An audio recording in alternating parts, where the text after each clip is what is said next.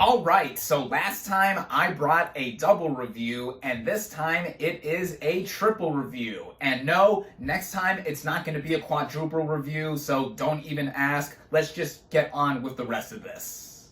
What is up, everybody? RandomRandomMan here. I hope everyone out there is continuing to stay safe and be well during this unpredictable time. As I have just mentioned, I am going to be reviewing not one, not two, but 3 movies in this video. By the way, here are the time skips for my second and third reviews of the video in case you want to skip to a particular one. But yeah, as I have just mentioned, I'm going to be reviewing 3 movies that I just saw in the last several days, all in theaters where they are only currently available. And firstly, I am here bringing you my review for The Woman King. Set in the 1820s, the plot of this epic historical drama basically follows a general, played by Viola Davis, who trains the next generation of warriors named the Agoji, an all-female unit that protects the West African kingdom of Dahomey.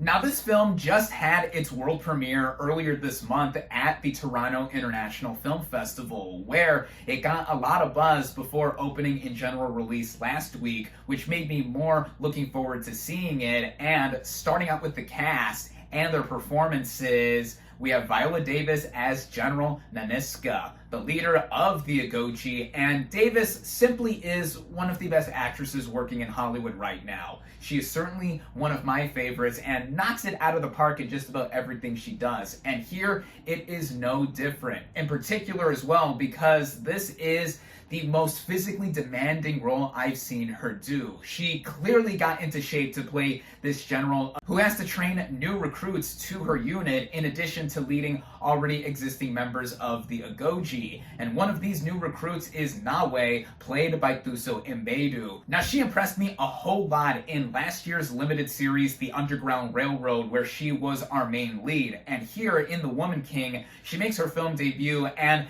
is continually impressing me with what she does as an actress. Here, she is somebody who does not want to get married off to an older man and is then dropped off by her father with the intent of being offered up to the king, but is instead trained as a new recruit to the Agoji, and she is basically our audience character throughout. And I thought she was a compelling person who, in tandem with Davis, really brings something to the table with their relationship that they also explore across the film. Everyone here physically really impressed me as well, no matter a role big or small. And one other performer that really impressed me in a supporting turn is Lashana Lynch as a close confidant to Nanisca. She is a bona fide action star, already appearing in the Marvel Cinematic Universe, also last year's No Time to Die as the new 007. In fact, on the back of this cover, there she is right there. Lynch's character is also like a big sister to Nawe and offering up a lot of sage advice to her and wanting to push her to her fullest potential in being a member of the Agoji. Sheila Atom plays another close confidant to Nanisca, and I thought she was very good here as well. And then there is John Boyega as the king of Dahomey, who at first I wouldn't think would be the kind of actor to play someone as regal appearing as the king of this African kingdom. But I thought that as the movie progressed and we saw little by little what his character's intentions and poise were soon to be, I thought that it fit with what he was trying to do in a much more low-key kind of performance. Getting into the screenplay of this film, which was done by Dana Stevens, it was clear to me when I saw this movie open up initially, even with the historical context we are given to the real-life Agoji in Dahomey, there's a lot in here that uses the framework or the existing warrior unit of the Agoji to make up a story that is presented here. A lot has already been talked about with the historical accuracy of this film, as well as some unneeded controversy in trying to boycott it. I'm not going to get into that, but with how this movie is at face value and what it is trying to portray, it is trying to put us in a time and place where a really horrific period was happening dealing with the African slave trade, which the Kingdom of Dahomey has been cited as being complicit in, with capturing and enslaving and selling off members of their own kind to keep themselves protected, and also just the flow of the overall trade in the world going. This is a topic that is covered openly by Nanisca and the king, arguing over the morality of doing this, which is what I think in the movie Not Skimping Over adds some layers to the story that this movie is specifically trying to tell. Also, with the arcs of our major players here adding on to more of what is going on, a lot of this did have me suckered in and reminding myself of movies from the classic golden age of Hollywood, such as 1960's Spartacus, which is also something with the backdrop of history with the title figure here. But a lot of liberties in this movie, like in The Woman King, were taken to also bring us something that is sprawling to how we are viewing this time and place. And speaking of that, the directing of this film by Gina Prince Bythewood brings us a sense of scope that isn't necessarily like the grand epic productions we got in the era of Spartacus, but with the mid-sized budget of $50 million that this movie carries, it does a lot with it in showing off a lot of the lush landscapes of the Kingdom of Dahomey. Same goes with what we see in the training facility that the Agoji all live and prepare to fight in, and this also brings me to talking about the action as it was directed by Prince Bythewood, as it's very stylized. A lot of cuts and quick edits that are put in together, also given that this movie is PG-13, but for a movie with this rating, it is pretty violent, even if it's not the most graphic thing ever. We get to see how ruthless the Agoji are in staging raids on villages, and the choreography and techniques that are staged here I thought were well done in showing how they use weapons that they have or just their bodies to be able to get themselves to fight anyone that comes in their way. Another technical aspect I gotta praise is the original score by Terrence Blanchard, who recently got Oscar nominations for scoring Spike Lee's two most recent movies, and here he brings us a score that is orchestral with the instruments that sound like they come from various African nations put together, and it's just so vibrant that it also amps up the tension whenever the action sequences come into play, as well as the more emotional moments in certain character scenes that I think just bring out a package that, running at just about 2 hours in length, had me consistently entertained throughout. Really, the only things I would say I would knock this movie for do go back into some of the writing, like this romantic plot thread between Nawe and a slaver whose mom is from Dahomey and has come with his superior to do business with the king.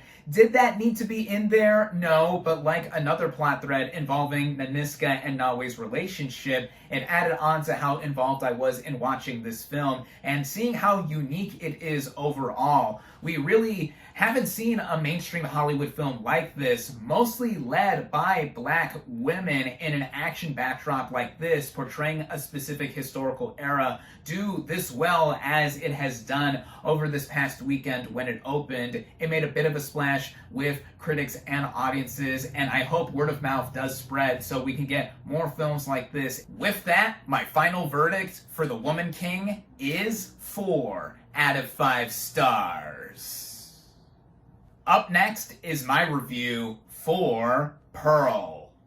By the way, before I go any further, there will be spoilers for the film X in this review, which Pearl does serve as a prequel to, so either skip ahead or back out of this video now if you don't want any details disclosed, as the plot of this psychological slasher basically follows our title character, played by Mia Goth, in an origin story as to how she became a villain.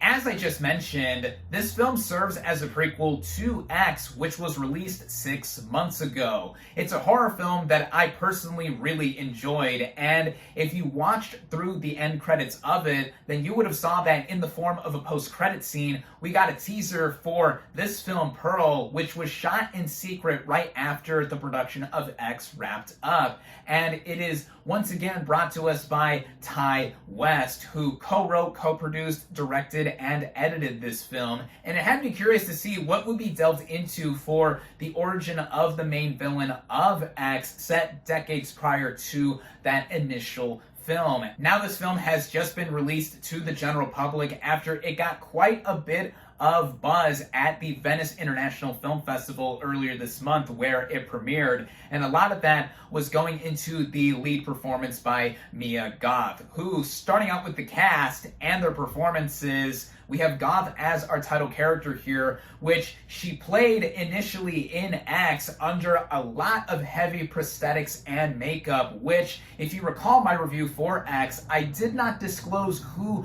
played that character, as I didn't even know until after I saw the film, and I didn't want to give away any spoilers back there as well. She also played another role in that film, Maxine, who was our main character and final girl of X, and here, playing a younger version of Pearl, she really does give it her all here. Goth gains both growth and literal killer instincts in portraying the origins of this character, with her being a lonely and isolated individual, living on this farm that was initially seen in X with her two parents, an overbearing mother who's also a German immigrant, and her paralyzed father, and is seeking human connection while her husband is away overseas fighting in the First World War. She copes with it in the not so best of ways, though, as the film goes further into across it, and I think that she gives a tour de force performance here that is among one of the best I have seen in any movie all year thus far. The one moment that everyone is talking about is this monologue sequence that she has, with the camera being focused on her entirely in an unbroken shot where she goes on and on talking for about 5 minutes or so, and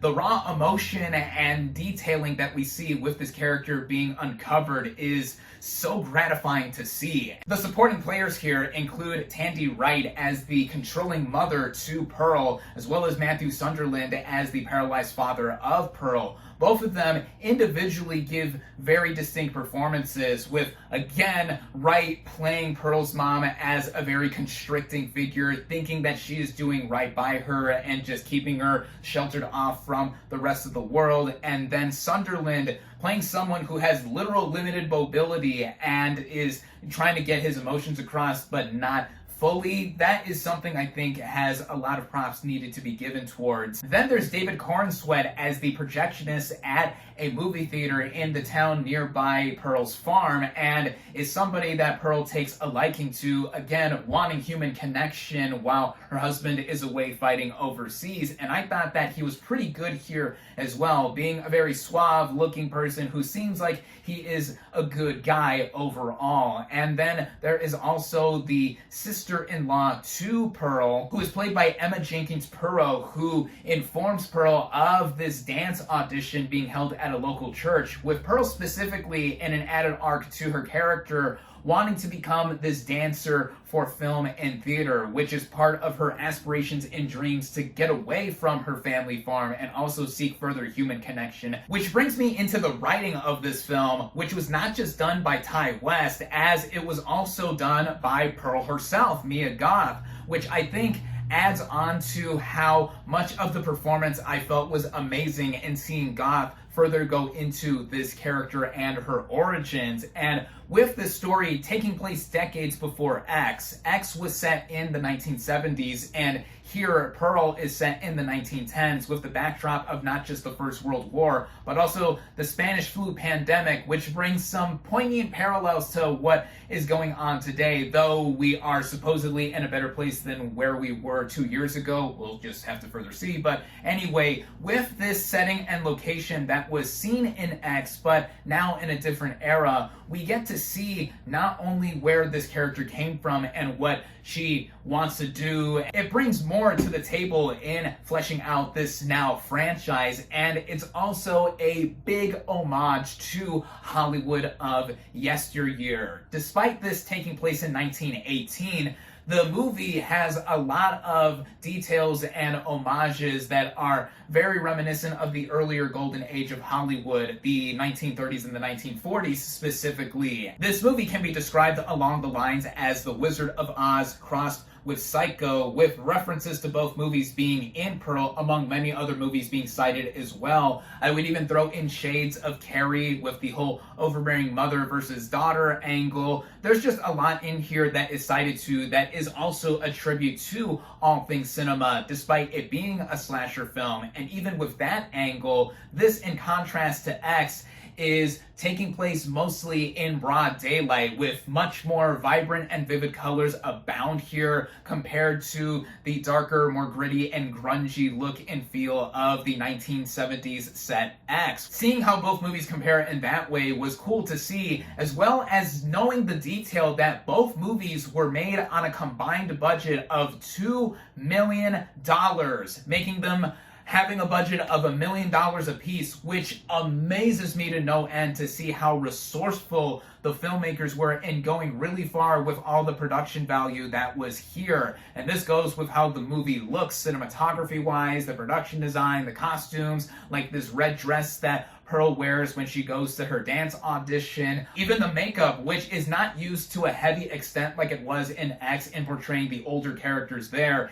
is used here in a meaningful way as well. I think all of it coming together, with it running at about 1 hour and 40 minutes, makes this a package that complements X nicely, and on its own as a singular movie just makes it very compelling as a period piece. I mean, if I were to knock it for anything, in comparison to how I really enjoyed the slow burn of the first 40 minutes or so of X, in it not being a straight up horror movie when it initially began, Pearl does begin in a similar manner, but in the opposite way, to where if you've already seen X, you know what is eventually coming, and we have the murderous tendencies imminently taking place with Pearl and how she just goes about her character arc. And I think that with it, though, even citing that as a point of contention, it in itself becomes a stronger movie as it progresses and complements X, like I just mentioned earlier too. In fact, I think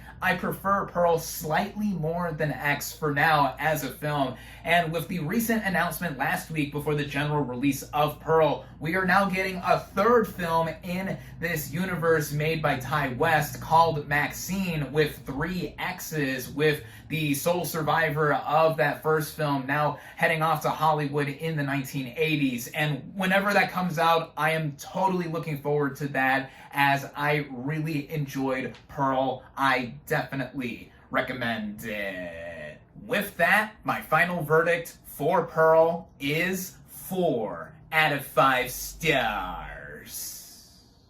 Finally, here is my review for Moonage Daydream. Taking its name from the 1971 song of the same name, the concept of this documentary centers around English singer-songwriter David Bowie, who I am personally a huge fan of. Simply put, he is one of the most influential and important musicians of the 20th century, with a ton of timeless tales he told through song, and he was always someone that was innovating with whatever he did. He was a bisexual icon, a fashion icon, and ventured into different industries outside of music, such as film and theater. And now with this documentary, this being the first film officially authorized by David Bowie's estate, I was looking forward to see what could be done in telling his life story. This premiered at the Cannes Film Festival earlier this year to rave reviews, and a big selling point to this film was that it was showing off a lot of previously unreleased footage that has now been restored and remastered, and a lot of it came from Bowie's personal archives as well. And the structure of this documentary, getting into that, is around the life story of Bowie, but personally, it also has it framed around what it would have been like if the mind of Bowie himself had told his life story, with a lot of imagery making it clear that it is something that is a trip, to say the least. This film was written, produced, directed, and edited by Brett Morgan, and what he has done is essentially make a huge collage, a barrage of imagery put together featuring Bowie either live in concert, him walking around different spots that he was vacationing in, or just a lot of hodgepodges of different sequences from movies or shots of Bowie himself in film or other moments everywhere that make it all come together in an amalgamation that, again, feels like it is from the mind of Bowie himself. And it feels like something that would have been the best way to have told the story of Bowie anyway. He was someone that exuded a lot of abstractionism, existentialism, and transformations, which he made multiple of during his decades-long career, with the film itself being told by Bowie himself through archive voiceover narration. And the movie as a whole, to put it simply, further cements his luminous legacy with what he contributed mostly with his music. And in speaking of that, across the film, it's music by David Bowie. Of course, it's going to be awesome to listen to, and seeing this movie in IMAX specifically was quite the experience. I mean, wow, wow, wow. I've seen multiple other documentaries in the format, like Free Solo and Apollo 11, but with this specifically being a music documentary and it also having a ton of visuals to go along with it, again, it's a literal trip to go on, and it lasts about 2 hours and 15 minutes total, which I think goes into the only minor point of contention with this doc, in that you got to be on its wavelength across it to get the most enjoyment out of it. And of course, this is mostly geared towards Bowie fans like myself, who are going to eat this film up for every detail it has. But